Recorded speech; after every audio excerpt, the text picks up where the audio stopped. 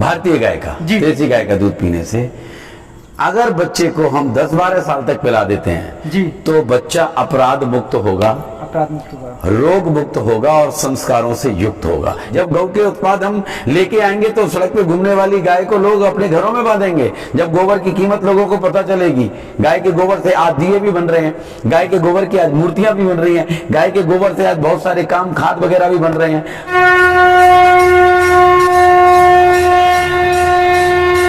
नमस्कार दोस्तों, मैं मनोज जोशी आप सभी का स्वागत करता हूं आपके अपने चैनल केशव में। जैसे कि मैं आपको हमेशा से मंदिर, दिव्य स्थान, साधु, संत, सन्यासी, सनातन धर्म की वीडियो दिखाते रहता हूं। और आज मेरा सौभाग्य है कि मेरे साथ एक ऐसे गौ कथावाचक हैं जो अपनी कथाओं के द्वारा गौ विज्ञान के बारे में लोगों को हमेशा बताते रहते हैं। इनकी कथाएं सुनकर, इनसे प्रेरणा लेकर कई लोग अपने घर में गाय भी लेके आ चुके हैं। अभी आप मेरे पीछे जो ये सेट देख रहे हैं, ये भटिंडा के ललित शर्मा जी का सेट है। आने वाले कुछ दिनों में वो यहाँ पर गाय रखने वाले हैं, क्योंकि अभी इसकी तैयारी चल रही है और ये चंडीगढ़ के पास में ही है। माननीय चंद्रकांत जी, आपका स्वागत है मेरे चैनल केशव 666 में। आज मैं आपसे कुछ प्रश्न पूछना चाहता हूँ। अक्सर मैंने देखा है, बहुत सारी कथाएं सुनी हैं, उनमें गौ माता का गुणगान बहुत कम होता है, मगर आप गौ विज्ञान के बारे में लोगों को बताते हैं। यह कार्य आप कब से कर रहे हैं? पिछले 6 वर्षों से जी गौ कथा का आयोजन हो रहा है जी, और कई स्थानों पर लगभग 100 से ऊपर गौ कथाएं हो चुकी हैं जी। और उन गौ कथाओं के माध्यम से गौ का वैज्ञानिक महत्व क्या है जी, गाय का वैज्ञानिक आधार क्या है जी, और धार्मिक महत्व क्या है जी, इन सारे दोनों विषयों पर गौ कथा के माध्यम से पूरा विषय गौ आधारित ही रहता है। अभी आपने जैसे कहा कि उसका धार्मिक महत्व क्या है, उसका वैज्ञानिक महत्व क्या है, थोड़ा सा आप बताएं। धार्मिक महत्व तो ये है कि जब अपना समुद्र मंथन हुआ जी, तो समुद्र मंथन में स्वयं भगवान विष्णु ने कच्छप अवतार लिया जी, और अपनी पीठ पे मंदराचल पर्वत को रखाया, जी, वासुकी सर्प की रस्सी को, सर्प को रस्सी बनाया, देवताओं ने, दानवों ने मिलकर मंथन किया, समुद्र का मटका बनाया जी, और बहुत सारा जब मंथन होता रहा तो बहुत सारे रत्न निकले। और एक समय ऐसा आया कि मंथन होते होते होते होते 5 प्रमुख गाय प्रकट हुई। सुरभि, बहुला, सुभद्रा, नंदा, सुशीला, ऐसी 5 गाय प्रकट हुई और 5 गायों की देवताओं ने आरती, पूजा, अर्चना, वंदना करके, और उस समय धरती पर 5 महर्षि हुआ करते थे। ऋषि जमदग्नि, ऋषि भरद्वाज, ऋषि गौतम, ऋषि वशिष्ठ और ऋषि असित, ऐसे 5 महर्षियों के आश्रम हुआ करते। उन 5 आश्रमों में 5 गायें भेजी गईं। वहां से इन गायों की वृद्धि हुई। गावो विश्वस्व मात्रा, और गाय विश्व की माता है जी। गाय सर्वदेवमयी है जी, पंचगव्य दायिनी है जी, सृष्टि की रक्षक है, पंचभूतों की माँ है जी। तो गौ माता तो हमारी जो भारतीय गाय है जी, जो सदा सदा से पूजित रही है, उसका वैज्ञानिक आधार ही बहुत बड़ा है। वैज्ञानिक बताएं। तो वैज्ञानिक आधार में तो यही है कि देसी गौ माता का दूध, दही, घी, गोबर, मूत्र अमृत है जी। गौ में बसते लक्ष्मी जी, गोबर में माँ लक्ष्मी का वास है, गोमूत्र बसते गंगा, यानी गंगा जल के जो गुण हैं वो सब गौ माता के गोमूत्र में पाए जाते हैं जी। गोबर के अंदर 14 कंटेंट हैं जो धरती को चाहिए जी। गोमूत्र में 24 कंटेंट हैं, vitamin A, B, C, D से लेके कार्बोहाइड्रेट, मैग्नीशियम, यूरिया, एसिड, तांबा, लोहा, सोना, चांदी, सारे तत्व गाय के गोमूत्र में हैं। 108 बीमारियों का निदान है जी। देसी गाय का घी अपने आप में अमृत है जी। और किसी को तनाव हो और माइग्रेन की प्रॉब्लम हो, सिर दर्द हो, उसके लिए देसी गाय का शुद्ध देसी घी बिलोने वाला नाक में डालो तो वो अमृत है जी। बहुत सारी बीमारियों में देसी गौ माता का दूध, दही, घी, गोबर, मूत्र काम आता है जी। मतलब ये इसका वैज्ञानिक महत्व है। और ये कृषि के लिए भी है। गाय का गोबर और गोमूत्र तो पहले सब 1962 से पहले जो कृषि हुआ करती थी सब गौ आधारित थी जी। और आज भी है, लेकिन लोग रासायनिक खाद की तरफ चल पड़े, इसीलिए स्वास्थ्य भी देखो कितने गड़बड़ हो रहे हैं। बीमारियां लोगों को लगी हैं, ब्लड प्रेशर है, हाइपोटेंशन है, कैंसर है, पेट की सैकड़ों बीमारी है, किडनी है, कई तरह की बीमारियां हो गई जी। तो माननीय चंद्रकांत जी, मैं आपसे ये पूछना चाहूँगा, जैसे कि पहले जो सिस्टम था, पहले गौशाला ही नहीं थी, हर घर में गाय थी, क्या गौशाला बनानी चाहिए या घर में गाय लेकर आनी चाहिए? देखो, गाय का असली स्थान तो घर है जी। अब शहरों में बहुत कम है व्यवस्था, घर इस तरह के बन गए हैं, सारा स्ट्रक्चर इस तरह का है कि शहरों में रखना बड़ा मुश्किल, लेकिन कुछ लोग रख रहे हैं, ऐसी बात नहीं है।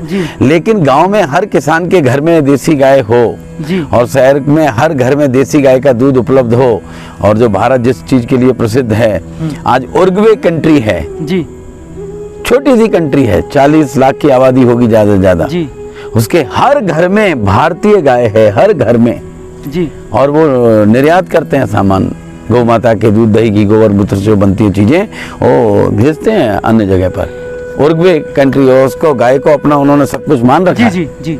तो हम भी यही प्रेरणा लोगों से और बातचीत और यही है कि भाई शुद्ध जो हमारी देसी गाय है जी, वो हर घर में पहुँचे, उसके उत्पाद हर घर में पहुँचे, और लोग जो हमारी कृषि का आधार है, हमारी अर्थव्यवस्था का आधार है, हमारी संस्कृति का आधार है, हमारे संस्कारों का आधार है, ऐसी भारतीय गाय का प्रचार प्रसार हो और अपना देश सुख समृद्धि की ओर बढ़े और स्वास्थ्य अच्छा हो, यही मेरा कहना तो है। माननीय चंद्रकांत जी, ये आवाजें हमेशा से कथाओं के द्वारा या फिर जो हमारे ऋषि मुनि है उन्हीं के द्वारा दी जाती हैं, ये आवाजें बाकी लोग क्यों नहीं उठाते? इस पे गवर्नमेंट काम क्यों नहीं कर रही है?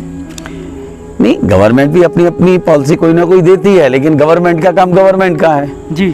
लेकिन हमारा आपका काम जो है, हम सब आप मिलके एक समाज के अंदर बदलाव लेके आए, इसीलिए ये जो गौ सेवा है वास्तव में समाज के लिए एक बहुत बड़ा परिवर्तन का माध्यम है। हम समाज में जागरण करें और देसी गौ माता के प्रति जो उसके गुण हैं, उसके दूध के अंदर जो गुण हैं, उसके गोबर के अंदर, गोमूत्र के अंदर गुण हैं, उसकी हम चर्चा, उसके घी के अंदर हैं, उसकी चर्चा करें, लोगों को प्रैक्टिकल समझ में आए, तो मुझे लगता है कि ये प्रचार प्रसार धीरे धीरे बढ़ेगा। क्योंकि 1947 में 35 करोड़ आबादी में 60 करोड़ देसी गाय होती थी जी। सब आनंदित थे, मस्त थे, ज्यादा रोग वोग नहीं थे, और आज 135 करोड़ आबादी में मात्र 15 करोड़ गाय बची है देसी, बाकी बिलायती है, दूसरा तीसरा है। तो अभी आपने विलायती का नाम लिया, तो ज़्यादातर लोगों को पता ही नहीं कि विलायती कौन सी है, देसी कौन सी है। हाँ, तो यही तो एजुकेट करना पड़ेगा लोगों को।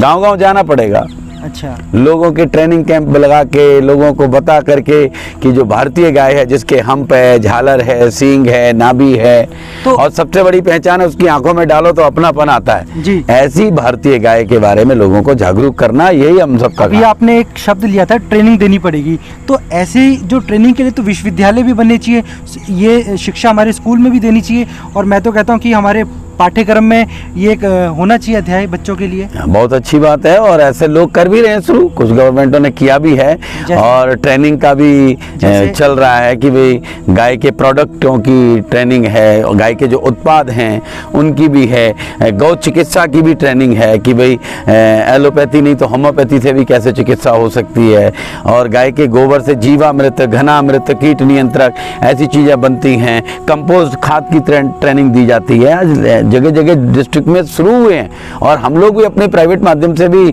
कुछ ना कुछ इस तरह का करते हैं कि भाई केंचुआ खाद बनाना है, कंपोस्ट बनाना है, वर्मी कंपोस्ट बनाना है, तो किसानों को ट्रेनिंग दे रहे हैं। भटिंडा में हमारे विजय पाल जी हैं जी, बहुत अच्छी ट्रेनिंग किसानों को दे रहे हैं जी।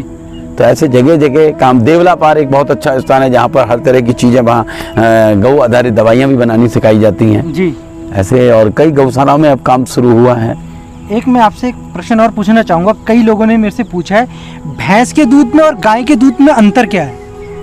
भैंस का दूध मोटा है तो बुद्धि मोटी होगी, अच्छा। और गाय का दूध गुणात्मक है जी। गाय का दूध देखो, जैसे गाय का बच्चा जन्म लेता है तो एकदम उछलने लगता है, छाले मारता है जी जी, और भैंस का दूध पी के बंदे को नींद भी आ जाती है जल्दी, और गाय के दूध में स्फूर्ति है। आपका समय बहुत कीमती है, तो मैं चाहता हूं कि जाते जाते आप लोगों को एक अपने कुछ शब्द दें कि वो गाय का दूध क्यों पिए, गाय के जो उत्पाद हैं उनका प्रयोग अपने जीवन में क्यों करें। देखो, सबसे पहली चीज है, गाय का दूध पीने से, भारतीय गाय का, देसी गाय का दूध पीने से अगर बच्चे को हम 10-12 साल तक पिला देते हैं जी, तो बच्चा अपराध मुक्त होगा, अपराध मुक्त होगा, रोग मुक्त होगा और संस्कारों से युक्त होगा। ये सबसे बड़ी चीज है। और दूसरा उत्पाद, गौ माता के दूध, दही, घी, गोबर, मूत्र से जो उत्पाद बनते हैं, जब वो हम अपने घर में लेके आएंगे और उनसे हमारे घर में पॉजिटिविटी भी आएगी, हमारे घर का स्वास्थ्य भी अच्छा रहेगा और गौ सेवा, गौ रक्षा भी होगी इससे।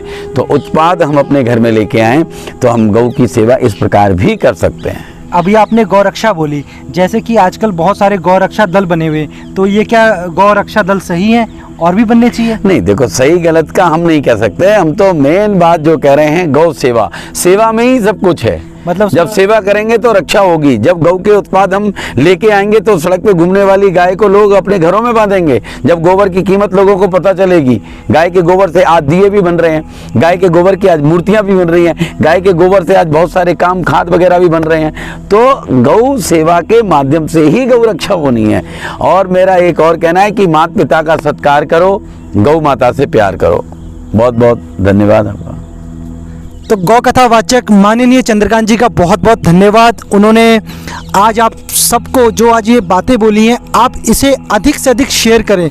देखिए, प्रचार तब होता है जब हर व्यक्ति घर का जागता है। मैं आपसे कहना चाहूँगा, आप इस वीडियो को अपने बच्चों को भी दिखाएं। और अगर आपके दिमाग में कोई ऐसा प्रश्न है, आप मेरे इनबॉक्स पे लिखकर भेजिए। और सबसे विशेष सूचना, इस चैनल को सब्सक्राइब करें, वीडियो को लाइक करें, अधिक से अधिक शेयर करें। और माननीय गौ कथावाचक चंद्रकांत जी का बहुत बहुत धन्यवाद। आपका मार्गदर्शन हम ऐसे ही लेते रहेंगे। बहुत बहुत धन्यवाद आपका। थोड़ा आशीर्वाद भी दे दीजिए।